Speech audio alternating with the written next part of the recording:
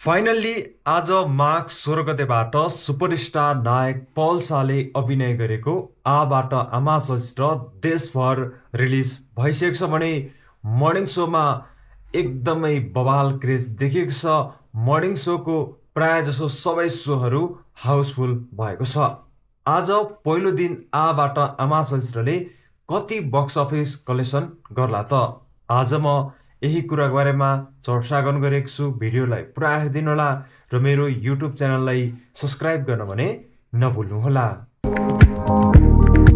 नेपाली चलचित्र क्षेत्रको सुपरस्टारको रूपमा हामीले पल शाहलाई देख्न सक्छौँ। पल शाहको फ्यान फलोवर क्रेज बवालै रहेको छ र यतिखेर आबाट आमा चलचित्रको टिकट बुकिङमा पनि पल शाहको फ्यान फलोवर क्रेज बवालै देखेको छ।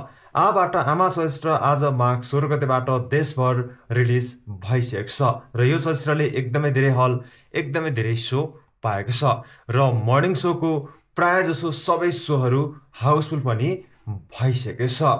आबाट आमा चलचित्रमा चन्द्र पन्तको डाइरेक्सन रहेको छ भने यो चलचित्रमा सुपरस्टार नायक पल शाह, विपना थापा, प्रदीप, उषा, सिमरन लगायत थुप्रै कलाकारहरूलाई मुख्य भूमिकामा देख्न सक्छौँ र लामो समयदेखि आबाट आमा चलचित्रले ओपनिङ कति गर्ला भनेर एकदमै धेरै चर्चा भइरहेको थियो र यतिखेर आबाट आमा चलचित्रको मर्निङ सोलाई हेर्ने हो भने यो चलचित्रले बक्स अफिस कलेक्सनमा पहिलो दिन तहल्का मचाउने देखिरहेको छ र आज पहिलो दिन फिल्मको बारेमा एकदमै धेरै पोजिटिभ रिभ्यू आएमा यो चलचित्रले थुप्रै फिल्महरूको रेकर्डलाई सजिलै ब्रेक गरिदिने धेरैले अनुमान पनि लगाइरहेका छन्।